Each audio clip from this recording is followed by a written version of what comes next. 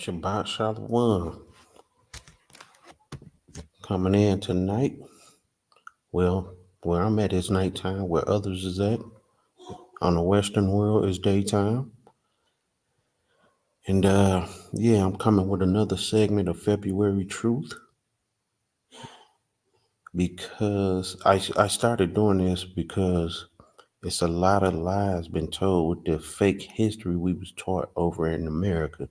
So what I'm using this segment for is to show those lies in that history that they taught, to expose those lies in the history that they taught.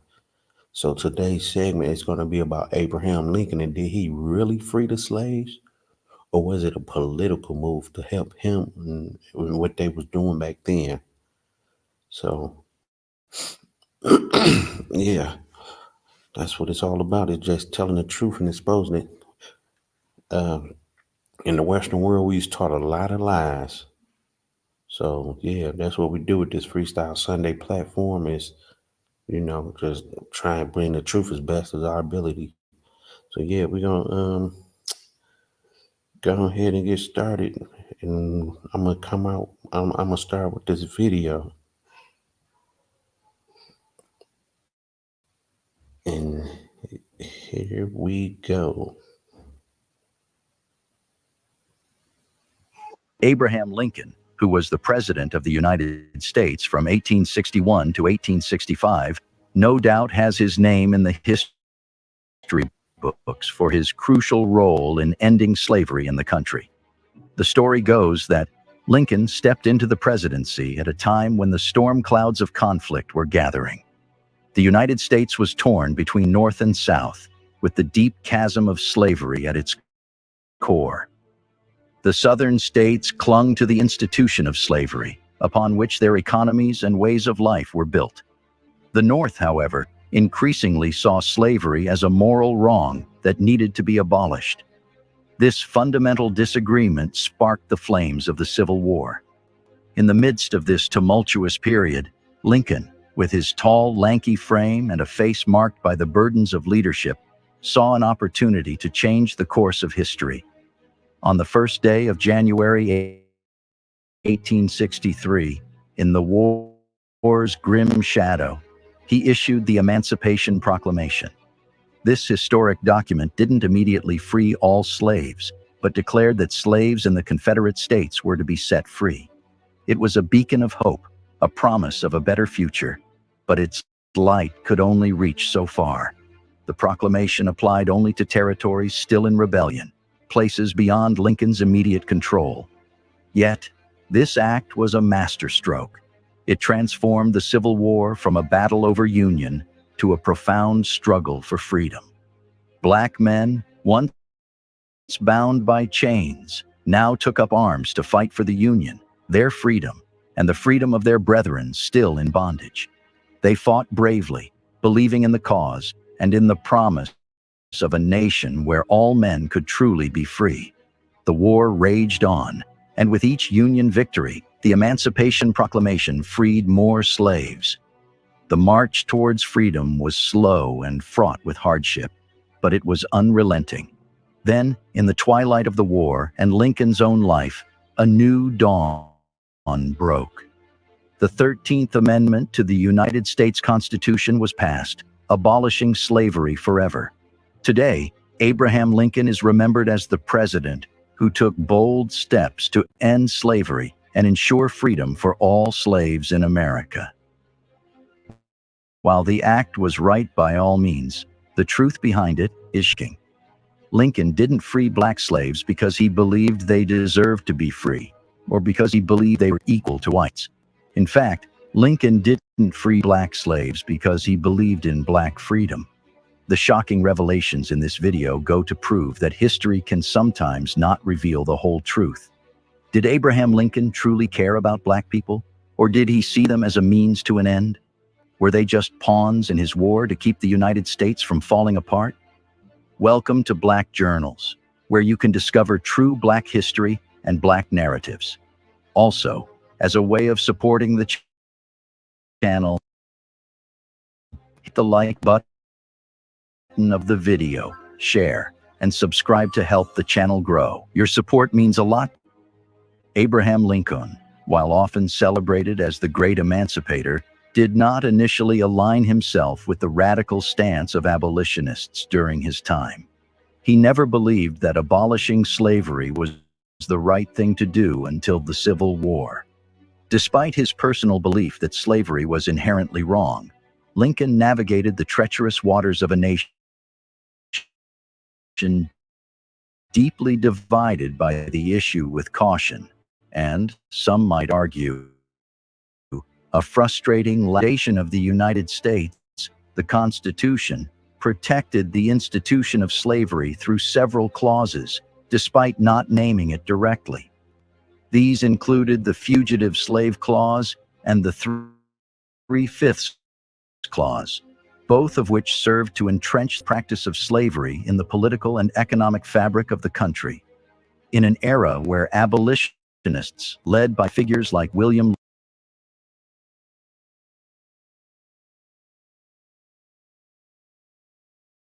Lloyd Garrison, were calling for immediate emancipation and equal rights for freed slaves, Lincoln's reluctance to outright challenge the Constitution's concessions to slavery placed him in a morally ambiguous position. Garrison's dramatic condemnation of the Constitution as a covenant with death and an agreement with hell, highlighted by his act of burning the document, starkly contrasted with Lincoln's more measured, legalistic opposition to slavery. Lincoln's famous speech in Peoria, Illinois, in 1854, did articulate his opposition to slavery on moral, legal, and economic grounds. Yet, his admission of uncertainty about how to address the issue within the existing political framework underscored a perceived lack of resolve. This cautious approach frustrated many abolitionists who saw any compromise on the issue of slavery as complicity in a deeply immoral system. It wasn't until the Civil War, with the Emancipation Proclamation and his support for the 13th Amendment, that Lincoln took decisive steps to end slavery. However, this shift was as much a strategic war measure as it was a moral stance, aimed at weakening the Confederacy and preserving the Union.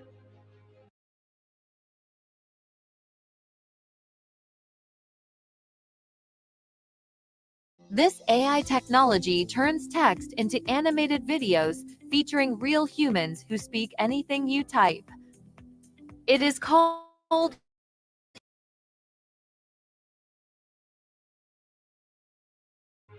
Number 2. Lincoln didn't believe black people should have the same rights as white people. This might sound strange since the same man gave freedom to black people, making them just as equal as whites. However, there are many aspects to freedom. While someone might no longer be a slave, they could be excluded from equal social and political rights, hindering their chances at a good life. Initially, Lincoln's perspectives on racial equality were far from progressive, especially by today's standards. His views became clear during an 1858 series of debates with his opponent in the Illinois race for U.S. Senate, Stephen Douglas, who had accused him of supporting Negro equality. In their fourth debate at Charleston, Illinois, on September 18, 1858, Lincoln made his position clear. "I will say then that I am not, nor ever have been, in favor of bringing about in any way the social equality of the white and black races," he began, going on to say that he opposed black people having the right to vote, to serve on juries, to hold office, and to intermarry with whites. What he did believe was that, like all men, black men had the right to improve their condition in society and to enjoy the fruits of their labor. In this way, they were equal to white men, and for this reason, slavery was inherently unjust. Lincoln's position was a reflection of the times, deeply influenced by the prevalent societal norms and attitudes toward race. His primary objective was to preserve the Union and his views on slavery and racial equality were secondary, often adapted to suit this goal. In the mid-19th century, America was a deeply divided nation, not just geographically between North and South, but morally and ideologically when it came to the issue of slavery and the status of Black Americans, both free and enslaved.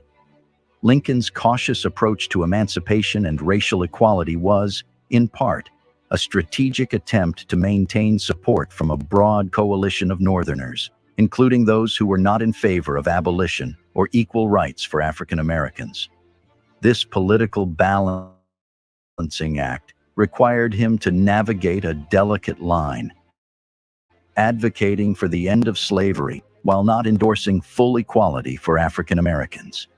However, it's crucial to note that Lincoln's views were not static and showed signs of evolution over time, particularly during his presidency. The Civil War, fundamentally a conflict over the fate of slavery in America, forced Lincoln to confront the moral and ethical dimensions of slavery directly.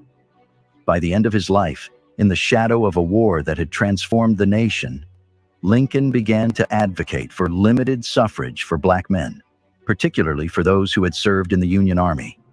This was a significant departure from his earlier stance and indicated a shift toward recognizing the rights and contributions of African Americans. Number 3.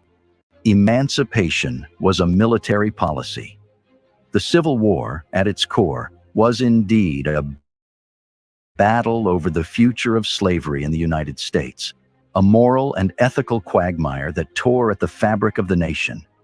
President Abraham Lincoln, a figure often enshrined in the glow of emancipation and the abolition of slavery, navigated these turbulent waters with a pragmatism that, while strategically sound, casts a long shadow over the legacy of his administration.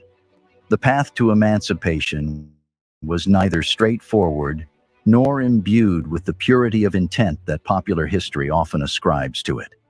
As the war progressed into its second grueling year in 1862, the issue of slavery became impossible to ignore.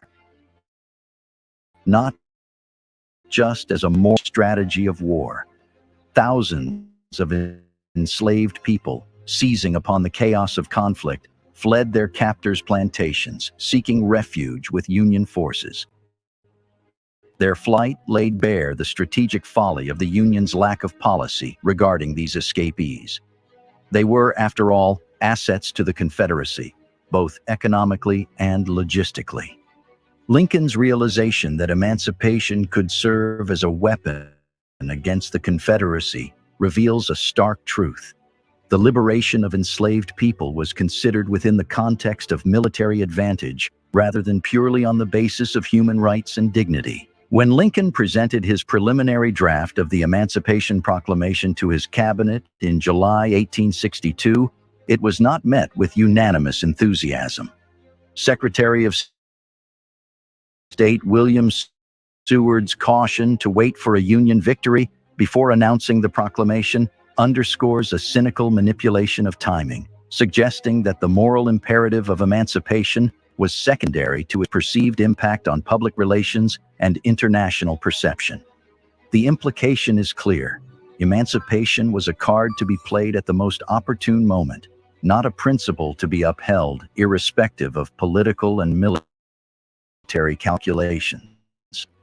The Battle of Antietam, a bloody and brutal engagement, provided the veneer of victory Lincoln needed to proceed.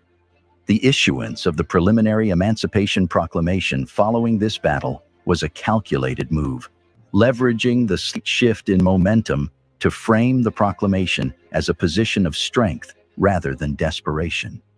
Yet, the reality remains that this strategic decision was made against the backdrop of immense suffering, both on the battlefield and within the plantation system that the war sought to preserve or dismantle. Lincoln's address to the crowd from the White House balcony, placing his trust in God and the judgment of the country and the world, paints the picture of a leader burdened with an immense decision. However, this solemn moment to obscure the underlying calculation It was a decision shaped by military necessity, political pragmatism, and the desire to maintain the Union at all costs, even if it meant delaying justice for the enslaved until it was deemed strategically advantageous. The path to emancipation, then, is marred by the harsh realities of war and the complexities of political leadership in a divided nation. While the Emancipation Proclamation stands as a landmark achievement in the fight against slavery, the journey to that point reveals a web of motives, calculate, and concessions that have no quest for freedom. In this light, the proclamation is a document born out of war's exigencies, a tool wielded in the service of union and victory as much as, if not more than, in the service of liberty and justice. Number 4. The Emancipation Proclamation didn't actually free all enslaved people. The Emancipation Proclamation, a significant document in American history, is often celebrated for freeing the slaves. However, the truth is not as straightforward or as noble as many believe. President Abraham Lincoln, often hailed as the Great Emancipator, issued this proclamation during the Civil War, not out of a pure moral conviction to end slavery, but as a strategic move in a desperate time. First and foremost, the Emancipation Proclamation did not, in fact, free all enslaved people. Its reach was limited and calculated. Lincoln used it as a military strategy, aiming to weaken the Confederate States by targeting the economy, which heavily relied on slave labor. However, the proclamation conveniently excluded the border states of Delaware, Maryland, Kentucky, and Missouri. These states, though slaveholding, remained loyal to the Union, and Lincoln feared pushing them into the arms of the Confederacy. Missouri presented a unique case with dual governments, one Unionist and one Confederate. But even here, the proclamation's reach was nullified by exemptions. Furthermore, the proclamation exempted certain areas of the Confederacy that had already fallen under Union control. This exemption was a calculated move by Lincoln to win over the loyalty of white people in these areas, effectively placing military and political strategy over the moral imperative of ending slavery. Thus, in the places where the proclamation could have made a real impact, it was rendered impotent by these exemptions. The irony is palpable. The document, heralded as a beacon of freedom, had no immediate effect on the lives of the very people it purported to liberate. The bitter truth is that the Emancipation Proclamation, in its immediate aftermath, did not free a single enslaved person. Its authority extended only to the Confederate States actively fighting against the Union, territories where the U.S. government had no control at the time. This fact lays bare the hypocrisy of the proclamation, showcasing it as a gesture that was more symbolic than substantive, a tool of war rather than a genuine effort to eradicate the abomination of slavery. Despite its glaring limitations and the strategic motivations behind its issuance, the Emancipation Proclamation is often credited with marking a turning point in the Civil War and in Lincoln's own views on slavery. Indeed, it paved the way for the enlistment of approximately 200,000 black men, contributing significantly to the Union's victory and the eventual abolition of slavery with the 13th Amendment. However, this outcome does not erase the proclamation's initial inadequacies and the calculated political maneuvering that characterized its inception. The proclamation's legacy is a complex one, embodying both a step toward freedom and a testament to the compromises and contradictions of wartime leadership. It reminds us that the path to justice and equality is often fraught with hypocrisy and half-measures, highlighting the importance of scrutinizing the motives behind even the most celebrated acts of liberation. In essence, the Emancipation Proclamation serves as a stark reminder that in the pursuit of freedom and justice, intentions matter just as much as actions, and that true liberation calculus. Number 5. Lincoln thought colonization could resolve the issue of slavery. The idea that Abraham Lincoln, one of the most celebrated figures in American history, once seriously considered colonization as a solution to the problem of slavery is a stark reminder of the complexities and contradictions that define human beings, especially those in positions of power. Lincoln, often idolized for his role in emancipating slaves, harbored views that, when examined closely, reveal a disturbing willingness to entertain solutions that would today be considered egregiously unjust and racist. Colonization, the concept of relocating African Americans to places like Africa or Central America, was not unique to Lincoln. It was a widely discussed idea. Slavery could not envision a society where black and white people coexisted as equals. This perspective was deeply flawed and reflected the pervasive racism of the time. It is unsettling to think that leaders like Lincoln, who are often portrayed as forward-thinking and morally upright, could hold such views. Lincoln's advocacy for colonization, starting in the early 1850s, underscores harsh truth. His opposition to slavery was not necessarily rooted in a belief in racial equality. By suggesting that freed slaves be sent to Liberia, Lincoln was essentially arguing for a solution that would remove African Americans from the United States, rather than integrating them into society as equals. This stance is contradictory to the principles of equality and justice, and reflects a profound failure to recognize African Americans as rightful citizens of their own country. On the night of December 31st, 1862, a day before he issued the final Emancipation Proclamation to effectively end slavery in America, President Abraham Lincoln signed a contract with Bernard Koch, an entrepreneur and Florida cotton planter. Their agreement, to use federal funds to relocate 5,000 formerly enslaved people from the United States to Île aux Vaches, Cow Island, a small 20-square-mile island off the southwestern coast of Haiti. Since the early 1850s, Lincoln had been advancing colonization as a remedy for the gradual emancipation of the nations enslaved. While he strongly opposed the institution of slavery, he didn't believe in racial equality, or that people of different races could successfully integrate. And unleashing nearly 4 million black people into white American society, North or South, was a political non-starter.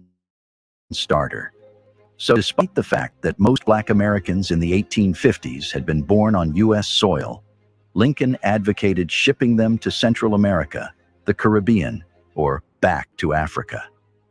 If, as the Friends of Colonization hope, we succeed in freeing our land from the dangerous presence of slavery, and at the same time, in restoring a captive people to their long-lost fatherland, Lincoln said during his eulogy for statesman Henry Clay in 1852, it will indeed be a glorious consummation. Nearly a month before he signed the contract with Koch, during his second annual message to Congress, Lincoln had proposed a constitutional amendment to colonize African Americans outside the United States. The amendment included federal compensation for slave owners who lost their human property due to emancipation. Looking for proof of concept, Lincoln settled on Koch's Île aux Vaches proposal after serious consideration of another colonization plan that would have sent freed black Americans to the Chiriquí province of Panama. In Koch's plan, the former slaves would work on a cotton plantation. Each family would receive homes and access to hospitals and schools. And after the end of their 4-year work contracts, they would be given 16 acres of land and the wages they had earned over that period. Colonization was voluntary for former slaves, but deeply encouraged by Lincoln, Koch, and its many other proponents. The colonization movement was never popular with most African Americans and abolitionists. Shame upon the guilty wretches that dare propose, and all that countenance such a proposition, wrote Frederick Douglass, the famed abolitionist orator and publisher, in his newspaper, The North Star, in 1849. We live here, have lived here, have a right to live here, and mean to live here. On August 14, 1862, Lincoln met at the White House delegation of black leaders to make his case for the voluntary emigration of African Americans to countries outside the U.S. Your race suffer from living among us, while ours suffer from your presence. It is better for us both, therefore, to be separated, Lincoln told the delegation. Douglas, who wasn't invited, and who read about the meeting in a newspaper, wrote in his Douglas Monthly that the proposal reminds one of the politeness with which a man might try to bow out of his house some troublesome creditor or the witness of some old guilt. Lincoln was undeterred by the complaints from Douglas and other African American leaders. On April 14, 1863, the vessel Ocean Ranger departed from Fortress Monroe, Virginia, with 453 hopeful African American immigrants aboard, headed to Ile La Vache.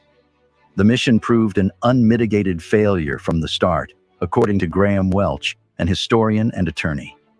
By the time the Ocean Ranger reached Ile La Vache in early May, at least 30 of its black passengers had died from smallpox. A second ship, which was supposed to follow the Ocean Ranger with living supply, never set sail. Koch, the self-appointed superintendent of the island, had misled the government and the black settlers about the living conditions. On a visit to the island, a government official found the African American settlers with tears, misery, and sorrow pictured in every countenance. Instead of the homes they were promised, the families slept on the ground in small huts made of palmetto and brush. Koch offered wages in a self-printed currency, which workers were obliged to spend on exorbitantly priced food and goods in a kind of company shop. There was also a no work, no rations policy. When the emigrant workers threatened revolt, Koch fled. By the summer of 1863, news of the inhumane conditions in Ile La Vache reached Lincoln, who confided in Union Army chaplain John Eaton that the Negroes in the Cow Island settlement on the coast of Haiti were suffering intensely from a pest of jiggers, from which there seemed to be no escape or protection. On February 1, 1864, the President ordered his Secretary of War, Edwin Stanton, to commission a naval vessel to rescue the Ile La Vache group. A month later, the Navy's Marcia C. Day carried the 350 surviving immigrants back to America, arriving in Alexandria, Virginia on March 20th. Also in March, Lincoln signed a bill withdrawing the $600,000 appropriated for colonization, of which the administration had spent only about $38,000. According to Welch, Lincoln's signing of the bill signaled that he was finally abandoning colonization as a viable option for those freed from slavery. Following his reversal of the Ile La Vache venture, Lincoln not only remained silent on the failed Haitian colony, but also never issued another public statement concerning colonization, Welch wrote. Instead, Lincoln began exploring ways to integrate those he had freed into a post-emancipation society. While Ile La Vache was a disastrous failure that led to the deaths of many African Americans, the end of colonization as government policy, with the affair Hart and many African Americans who had opposed immigrating to another country. The backlash from black leaders and abolitionists against Lincoln's colonization plans was justified and necessary.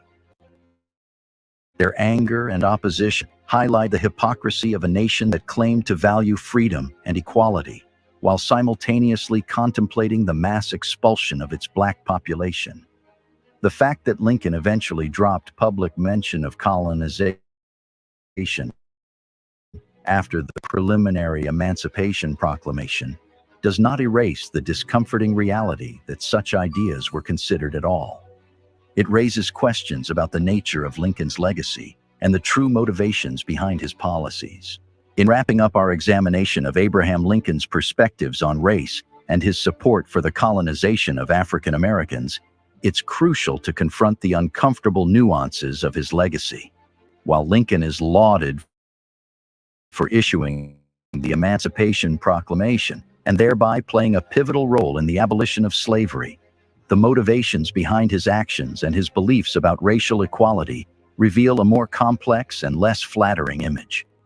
Our exploration has uncovered that Lincoln harbored racist ideas, believing African Americans were inferior to whites, and entertaining the notion that they should be colonized outside the United States. As we reflect on Lincoln's place in history, it's essential to acknowledge these uncomfortable truths. While he remains a pivotal figure in the American narrative for his role in ending slavery, we must also recognize the limitations of his views on race and equality. The journey towards racial justice is fraught with contradictions, and Lincoln's story is no exception. He was a man of his time, shaped by the prevailing attitudes and beliefs of his era, which included deeply ingrained racism. This brings us to the end of this video. Tell us what you think in the comments section.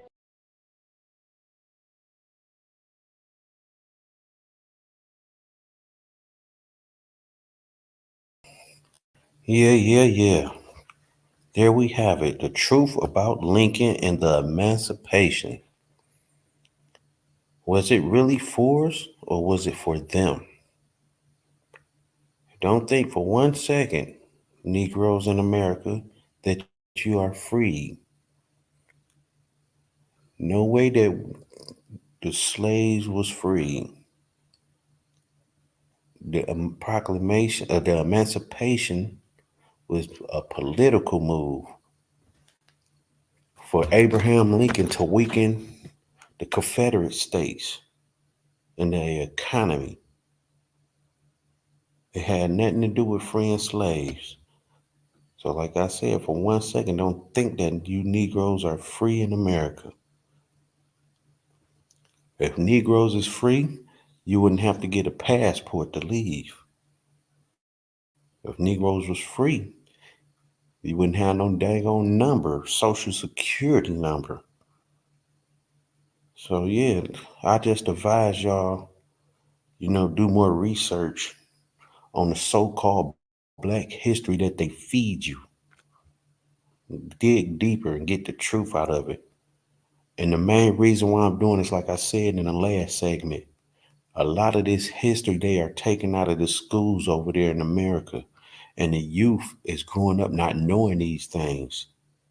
So I'm using this platform during this so-called Black History Month to put truth out about our so-called Black history.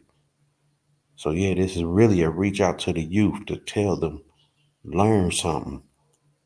Don't just eat anything that them people feed you. Pick up a book.